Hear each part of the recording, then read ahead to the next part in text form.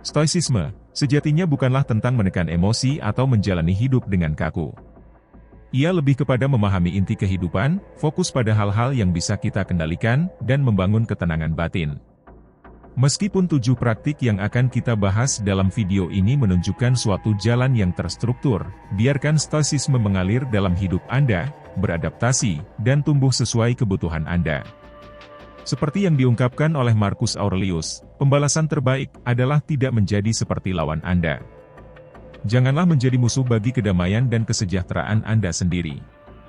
Sebelum kita memulai, saya akan sangat berterima kasih jika Anda menekan tombol suka pada video ini, karena itu akan membantu menyebarkan filosofi stoicisme kepada lebih banyak orang. Dan jika Anda belum berlangganan, silakan berlangganan dan aktifkan lonceng agar Anda tidak ketinggalan video-video kami. Pertama, pelajari untuk menjadi langka. Ide ini mengakui bahwa ketika sesuatu langka, nilainya cenderung meningkat. Ini bukan berarti menjauh dari orang lain atau menjadi sulit dihubungi, tetapi tentang memahami kekuatan ketersediaan yang terkendali. Dengan fokus pada aktivitas yang merangsang pikiran dan memberi makan jiwa, Anda secara alami membatasi ketersediaan Anda. Ini tidak berarti bersikap jauh atau acuh tak acuh, tetapi dengan sengaja mengalokasikan waktu dan energi untuk usaha-usaha yang memiliki makna pribadi. Pendekatan yang terencana ini terhadap kehadiran Anda dapat menarik perhatian dan penghargaan. Jika Anda selalu hadir dan tersedia, Anda berisiko menjadi hanya satu lagi yang terlupakan atau dianggap sepele. Namun, dengan berpartisipasi secara selektif dan memastikan bahwa interaksi Anda bermakna dan bertujuan, Anda dapat menjadi pusat perhatian, menarik perhatian dan penghargaan dari orang-orang di sekitar Anda. Kedua, ciptakan kebahagiaan Anda sendiri. Pendekatan ini berkaitan dengan konsep swasembada. Ini dimulai dengan pemahaman bahwa kebahagiaan yang sejati berasal dari dalam, bukan dari luar atau validasi dari orang lain. Dengan menerima konsep ini, Anda memulai perjalanan kesadaran diri dan penghargaan terhadap diri sendiri. Anda belajar mengidentifikasi aspek kehidupan Anda yang membawa kebahagiaan, baik itu kemenangan kecil sehari-hari, pencapaian pribadi, atau momen refleksi yang damai. Proses ini membantu Anda merasakan kepuasan internal yang tidak bergantung pada faktor eksternal. Hal ini mendorong Anda untuk menghargai hal-hal sederhana namun berarti dalam rutinitas Anda, termasuk pencapaian di tempat kerja, tonggak-tonggak pribadi, atau bahkan momen-momen tenang kontemplasi dalam kehidupan sehari-hari. Dengan menemukan kebahagiaan dalam hal-hal ini, Anda membentuk rasa harga diri yang kuat dan kepuasan. Namun, menciptakan kebahagiaan Anda sendiri tidak berarti isolasi atau memisahkan diri dari dunia. Sebaliknya, itu mendorong Anda untuk menemukan kepuasan dalam elemen-elemen kehidupan yang stabil dan dalam kendali Anda. Ini mungkin melibatkan menghargai keindahan alam, merayakan pencapaian pribadi, atau menemukan kepuasan dalam kehadiran Anda sendiri. Praktek kedua seni ini memperkuat rasa mandiri yang kokoh dan ketahanan yang memungkinkan Anda menavigasi kehidupan dengan kompas internal yang stabil, tidak terpengaruh oleh fluktuasi atau opini orang lain. Kemandirian ini menjadi titik fokus yang menarik orang lain dengan kehadiran positif dan keyakinan diri Anda.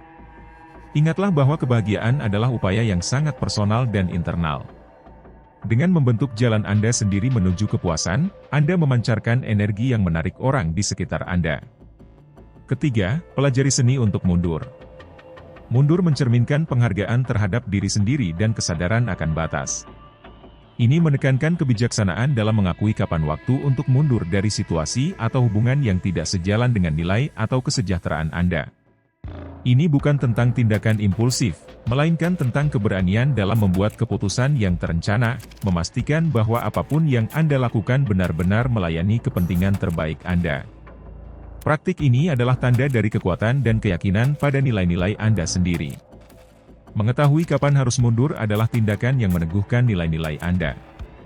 Ini adalah langkah bijak untuk tidak terperangkap dalam satu jalur. Pendekatan ini membantu Anda mengambil kendali atas hidup Anda dengan mengakui bahwa waktu, energi, dan emosi adalah sumber daya berharga yang harus diarahkan pada hal-hal yang benar-benar penting bagi Anda. Selain itu, menyadari kekuatan dalam seni mundur seringkali dapat mengubah dinamika hubungan. Orang lain mungkin mulai mempertimbangkan kembali tindakan dan prioritas mereka saat mereka menyadari nilai yang mungkin mereka lewatkan. Ini bukan tentang memanipulasi, tetapi tentang menghormati diri sendiri. Keempat, belajar seni dari keheningan. Ini menyoroti kekuatan komunikasi yang dipikirkan dengan baik. Kadang-kadang, memberi ruang bagi orang lain untuk berbicara dapat menciptakan hubungan yang lebih dalam. Ini tentang menemukan keseimbangan antara aksesibilitas dan menghormati waktu dan ruang pribadi. Keheningan bukan berarti menarik diri, melainkan tentang mengakui kekuatan dalam kesunyian yang dipilih. Ini memberi kesempatan bagi refleksi, baik bagi Anda maupun orang lain. Dengan menguasai seni hening, Anda menunjukkan tingkat penguasaan diri yang tinggi.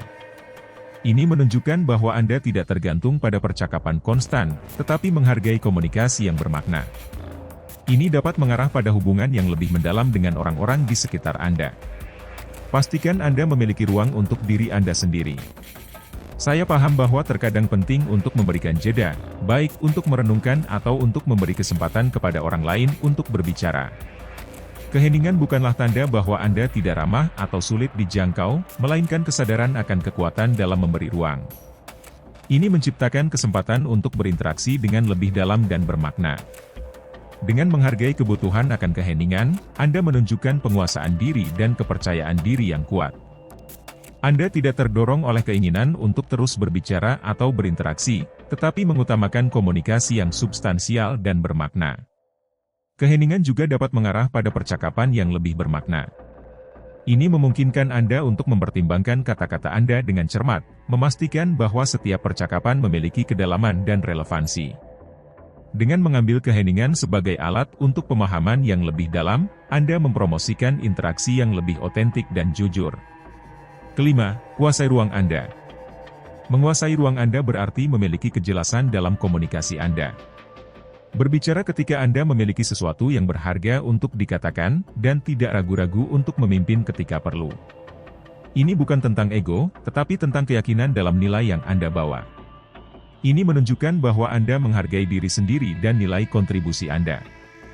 Dengan demikian, memiliki ruang Anda sendiri adalah tentang advokasi diri dan menghargai diri sendiri. Ini tentang menyadari bahwa Anda memiliki nilai dan kekuatan untuk memengaruhi orang lain di sekitar Anda. Dengan memiliki kejelasan ini, Anda memasuki setiap situasi dengan keyakinan, tahu bahwa kontribusi Anda penting dan dihargai. Jadi, ambillah ruang Anda dengan percaya diri dan penuh kesadaran. Pilihlah lingkungan dan hubungan yang sejalan dengan nilai dan tujuan Anda.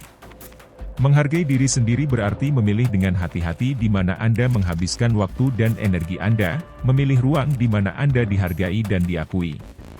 Keenam, menjadi diri yang paling autentik. Strategi ini menghargai keaslian sebagai kekuatan penggerak dalam hidup. Ini menekankan pentingnya mendedikasikan diri pada kegiatan yang sejalan dengan diri sejati. Dengan merangkul keaslian, kita menjadi sumber inspirasi bagi orang di sekitar. Kita memegang kendali atas cerita kita dan merencanakan jalur unik. Ini tentang menyadari nilai diri dan kontribusi kita, menjadi mercusuar inspirasi bagi orang lain. Memeluk keaslian juga mempromosikan hubungan yang lebih dalam. Kita menciptakan lingkungan saling menghormati di mana setiap orang didorong menjadi diri mereka yang sejati, berkontribusi pada perjalanan masing-masing. Strategi ini menyoroti kekuatan transformatif keaslian dalam membangkitkan minat dan penghargaan yang tulus. Kita memimpin dengan tulus, menginspirasi orang lain dengan autentik merangkul hasrat dan nilai kita, menarik orang lain ke perjalanan unik kita. Ketujuh, pelajari dan berkembang secara berkelanjutan. Ini menekankan pentingnya pembelajaran yang berkelanjutan. Kita melihat hidup sebagai perjalanan pertumbuhan di mana setiap pengalaman adalah kesempatan untuk belajar dan berkembang. Pelajari hal baru, tambahkan pengetahuan dan keterampilan. Ini memperkaya pemahaman kita tentang dunia dan meningkatkan kontribusi kita dalam percakapan dan usaha. Kita menginspirasi orang lain dengan kesungguhan kita terhadap pembelajaran. Kesungguhan kita menjadi sumber inspirasi bagi mereka di sekitar kita untuk juga mengejar pertumbuhan. Kita berkomitmen pada keunggulan pribadi dan menyadari bahwa selalu ada ruang untuk peningkatan. Dengan mengikuti langkah-langkah ini, kita mempresentasikan diri sebagai seseorang yang menghargai diri sendiri dan tidak puas dengan yang kurang. Menyeimbangkan kebaikan dengan harga diri, ketersediaan dengan pentingnya diri, dan investasi dengan self-preservation adalah tanda kehidupan yang memuaskan. Lakukan dengan kesadaran dan integritas. Jika informasi ini bermanfaat, tinggalkan komentar Anda di bawah, dan jangan lupa berlangganan untuk tidak ketinggalan video kami selanjutnya. Terima kasih telah bergabung, dan sampai jumpa.